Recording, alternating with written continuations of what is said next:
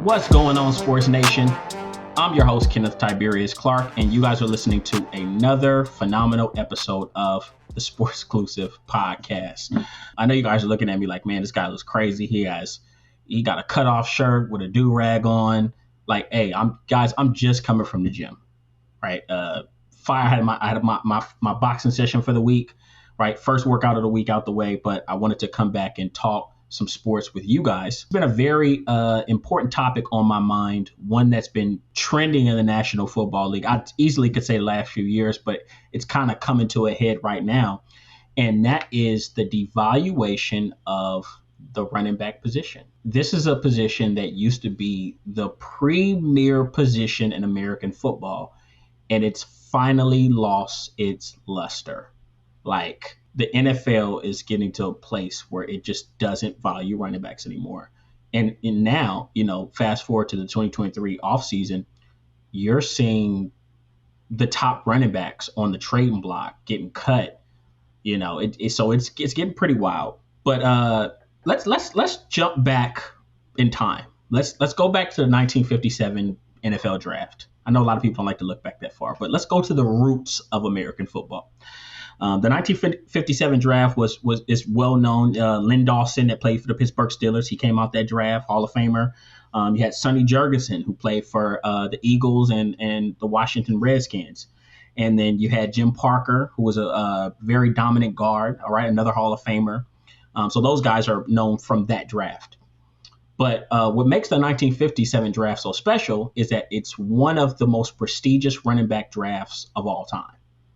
I'm talking about Jim Brown, right? Hall of Famer Jim Brown, who some people consider the greatest football player ever. Then you had, Paul Hornung, right, for the Green Bay Packers. And then you had John Arnett and Don Bossler, two Pro Bowlers, two pretty good backs. And I would say the intriguing part about, I'm throwing out all these names, is that these are four backs, and they were all taken in the top 10. Right, not throughout the first round, not one in the first round and then spread throughout the rest of the draft. No, they were all taken in the top 10. So that just kind of shows you how much the NFL truly valued running backs at that time. It was a running league, right? So, matter of fact, I had to do some additional research because I wanted to make sure I checked my facts. From 1950 to 2000, 36 of 50 NFL drafts saw a running back get chosen in the top 5.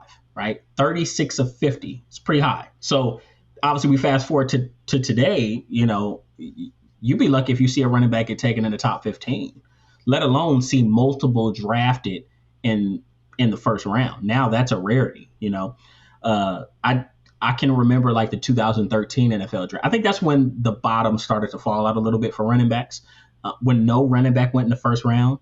And you had Bishop Sankey out of Washington. I think he got drafted that year, and he just really wasn't very good.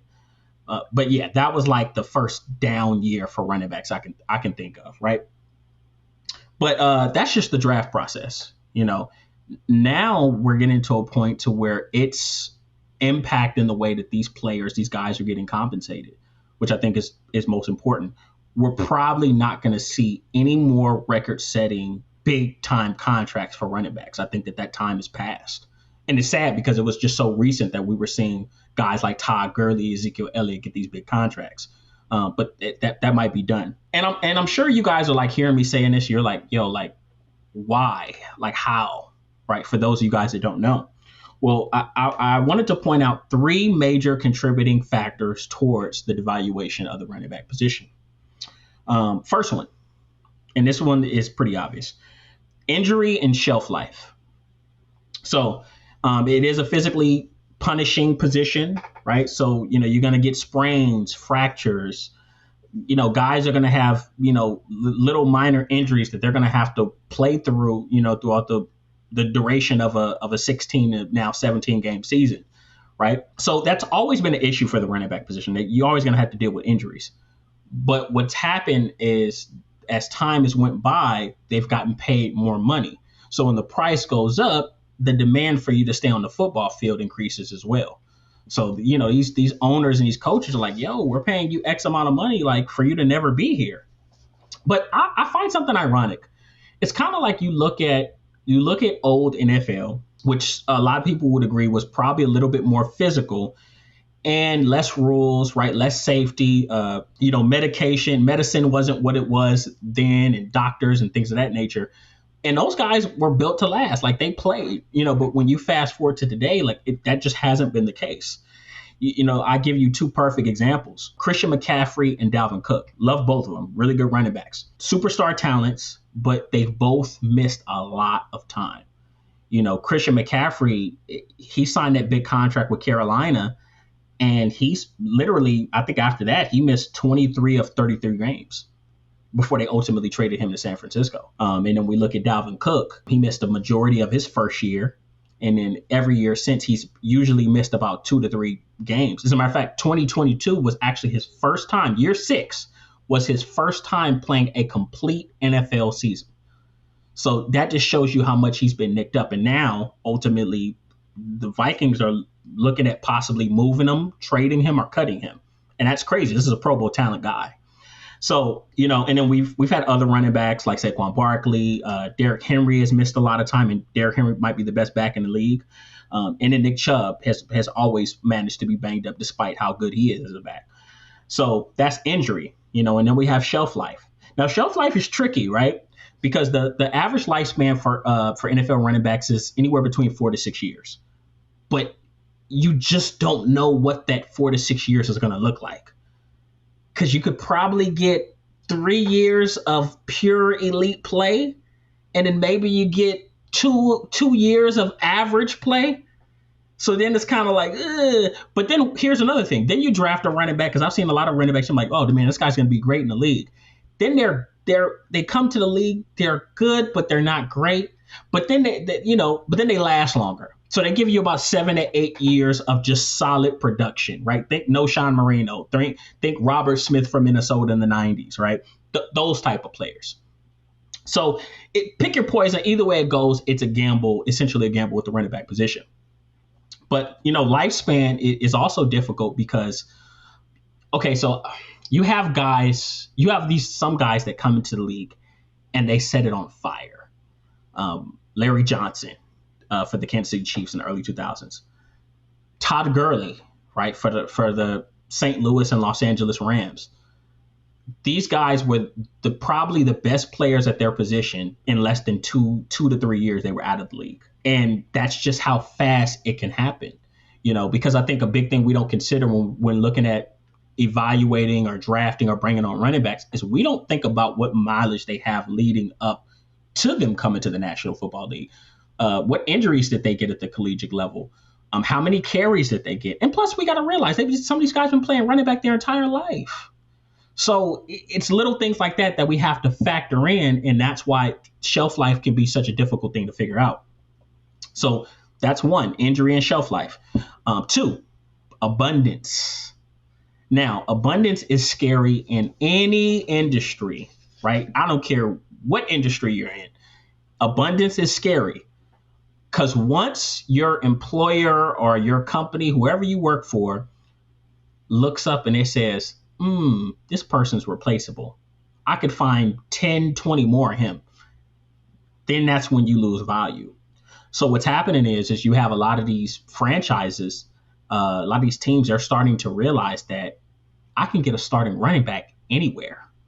Like, I don't have to draft a starting Pro Bowl caliber running back in the first round. Now, at first, it would seem like, okay, I don't want to say like an anomaly. It would seem like, okay, well, this guy's an exception to the rule.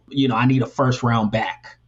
But, we look at recent history. Like, okay, I'll tell you this. I'll give you the perfect guy. This is my favorite player, Terrell Davis.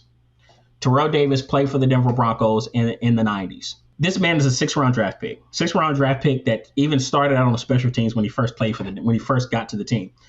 And he is probably the most decorated running back of all time. And he didn't play in the NFL very long, probably about 7 to 8 years. His accomplishments: NFL rushing leader, 2-time NFL rushing TD leader, 2-time Offensive Player of the Year, NFL MVP, Super Bowl MVP, 2-time Super Bowl champion. And they didn't need to trade up into the 1st, 2nd, or 3rd round to get this guy. This guy was a 6th round draft pick. And then we look at more modern examples like Alfred Morris. People remember when Alfred Morris played for the Washington Redskins at the time, now Washington Commanders. But he played there with Robert Griffin, and they had that top rushing offense, one of the best rushing offenses in the league. Alfred Morris, 6th-round draft pick. We just watched Kansas City win a Super Bowl championship with Isaiah Pacheco, 6th-round draft pick, as their starting running back. He played very well. Then you got, we go to the early 2000s, one of my favorite players, Priest Holmes, undrafted out of Texas, right? Then we got Arian Foster, undrafted, goes to the Houston Texans out of Tennessee. He's a Pro Bowl running back, right? He has very few productive years in the National Football League, right? And the list goes on. So the moral of the story is, the draft, or I would just say, when you start scouting, period, you can find a lot of guys that can come in and carry the load for your franchise and fit into your scheme, fit into your system, right? It doesn't need to be this blue chip prospect, right, that had an amazing combine, right? So that's what time is in history has really proven. So 3, right? Lastly, right, the NFL has slowly but surely transitioned to a passing league. And once again, it's happened over, I want to say over 50 years. We probably experienced the brunt of it within the last 20, 25 years. But it's really, the NFL has always kind of been moving the needle this way. So, they've always been adamant about big plays. They want high-flying offense. They want a lot of points on the scoreboard. They want to pack the seats. And they've made major changes over time to support that vision. So then the first thing we would look at is obviously we look at rule changes. The NFL has implemented and enforced numerous rule changes that have kind of impacted the outcome of some of these games. So first you would look at like the Mel Blount rule in the 70s. Mel Blount, one of the best corners of all time, Hall of Famer. But the Mel Blount rule, DBs can no longer put their hands and touch wide receivers 5 yards past the line of scrimmage. That was big. And they reinforced that rule in the 90s because, people kind of forgot about it. So you had the Mel Blount rule. Then you got early 2000s. They said you can't hit a QB helmet to helmet after the change of possession.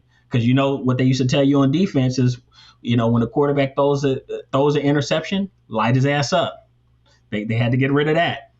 And then you had the Tom Brady rule. Obviously, remember, he took that big hit to his leg, and he was out for the season in 2008. So they really cracked down on defenders hitting quarterbacks low because they didn't want to lose any of these big-name quarterbacks for a substantial amount of time.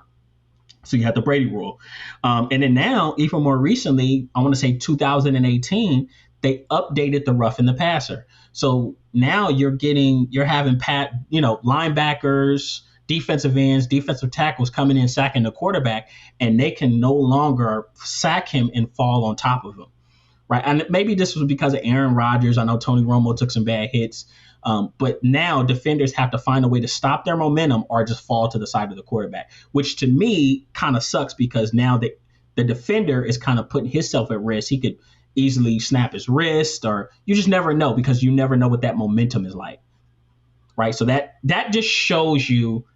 And these are just a few rule changes, but that just shows you how much effort the NFL has put into favoring the offense, right? Most importantly, the quarterback. And then outside of the league rules, we've seen passing schemes evolve. Back in the day, these offenses were rare. You had air raid. You had the run and shoot. Obviously this is before my time, but the Cincinnati Bengals had that no huddle offense in the late 80s, right? That's when I think Boomer Esiason won an MVP. So things like that back then were rare. But now you have all these offensive geniuses, Sean McVay, Andy Reid, Josh McDaniels, and these guys are taking some of these old schemes and old play styles and stuff like that, and it's become staples in their playbook. People are like, oh, these guys are geniuses. Where'd they get it from? Oh, no, they're reaching back in the past and taking things and just implementing it into their scheme. So a lot of these things that were rare are now normal, And then finally, the late 90s, I think this is just the truth. You look at the late 90s and, starting in the late 90s, early 2000s, we entered the golden age of quarterback. And we've had some great quarterbacks before. You already mentioned some earlier, but we've probably never seen this amount of high level quarterback play in the league. Like across the board, I can honestly say that when I look at the league right now, at least 20, 25 to 28 quarterbacks in the National Football League are at least good. And that's just the truth. You look at names, obviously Peyton Manning, Tom Brady, Drew Brees, Aaron Rodgers, Ben Roethlisberger, Kurt Warner, Patrick Mahomes. Now we're watching Patrick Mahomes, Joe Burrow, Josh Allen, Lamar Jackson, Jalen Hurts, right? These are just a few names, but that just shows you how quarterback rich the NFL has gotten over time. And it's funny because the talent at quarterback has improved so much that we look at guys who are good and we call them average now, right? We look at Kirk Cousins and we say he's average. If you put Kirk Cousins in the 90s, Kirk Cousins he's probably a fringe Hall of Famer. He's a Pro Bowler now. He's probably a Hall of Famer if you put him in the 90s, right? Or Alex Smith, right? And you say Alex Smith was two, 3-time Pro Bowler, right? He would have been a Hall of Famer back then. So that just shows you how much the NFL has improved at the quarterback position. And, if we're looking at it from a marketing standpoint, these are big names. Why would you not build your brand around these big names? It'd be stupid not to, right? The NFL wants to make money. So we have to be realistic about that. But those are the main 3 contributing factors when I think about the true devaluation of the running back position. All those things work together. I don't think running back is going to become a relic like fullback. Like fullback is done. You'd be hard pressed to find a team that actually carries a fullback. I think San Fran is one, but it's because they're a run-based scheme, and their fullback actually splits out wide and does things at wide receiver and tight end and H-back and all that stuff, right? So it's just so rare nowadays. I don't think running back is going to become that. But just stay with me on this comparison. I think running back is going to become a little closer to what kickers are. And it's not going to say that they're going to be as low as value as far as the money that they get paid as kickers, but it's going to become a position that you need, but you're not going to fawn over it because there's so many of them out there. I think that's what the running back position is really going to become. I mentioned contracts earlier. We'll probably never see the 6-year, $90 million that Ezekiel Elliott got. That's done, and I love Ezekiel Elliott. All these running backs that just got big contracts over the past 5 years, I think they were the last of that bunch. To me, what will happen from here on out is you'll probably see contracts become probably less in total value, but more in guarantees. So you probably see like the 3 years, 20 to 25 million fully guaranteed upon signing, instead of like a long-term 5-6 year incentive-based contract, right? I think that'll become the new norm, the short-term fully guaranteed contract for the running back.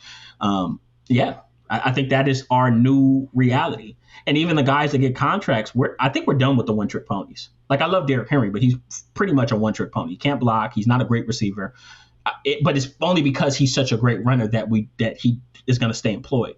But the one-trick pony thing is going to be done. Guys are going to need to block. You're going to need to receive. You're going to need to be able to return kicks and punts. You may even need to be on kickoff. Who knows? But teams are going to have to justify not running you into the ground and moving on and drafting another young running back. And at this point, they're just so easy to find. So guys are going to have to really be versatile from here on out to survive in the league at running back. And then also, I don't think we'll probably never see a running back go top 5 ever again. I know it sounds crazy, but I just really don't see it happening anymore because now it's becoming a thing. Like, we're watching Bijan Robinson and people are talking about, he could fall to the back end of the first round. Bijan Robinson is phenomenal. He is like, Bijan Robinson would be a top three prospect 15 years ago. But now we're talking about him. Maybe he's drafted in the first round, and he may be the only running back drafted in the first round. So that's just the reality of where we're at. But that's my take on the devaluation of the running back position. It is bittersweet, because I am enjoying watching these quarterbacks play. I'm enjoying watching the greatness of Patrick Mahomes, the greatness of Joe Burrow. But I can't shake and I can't get past the early 2000s in class arguing who's better, Priest Holmes or LaDainian Tomlinson. Like, I can't get over that stuff. Like, I just remember when it was a runner's league. Like, when you looked at teams, when you thought about the Washington Redskins, you thought about Clinton Portis, right? When you thought about the New Orleans Saints, you thought about Deuce McAllister. Like, that was what the NFL was, and now it's changed, right? But at the end of the day, evolution is a huge part of any industry. I guess the best advice I can give my running backs is either you're going to adapt your skills to survive in this current NFL ecosystem, or, you're going to have to bear witness to the demise of one of the most popular positions in American sports. I don't know what's going to happen. I don't know what the future holds, but hey guys, get in the lab, add some tools to your tool belt, and hang on for dear life, because right now it's just not looking good for running backs. But that's our topic for today. And I look forward to talking to you guys next time.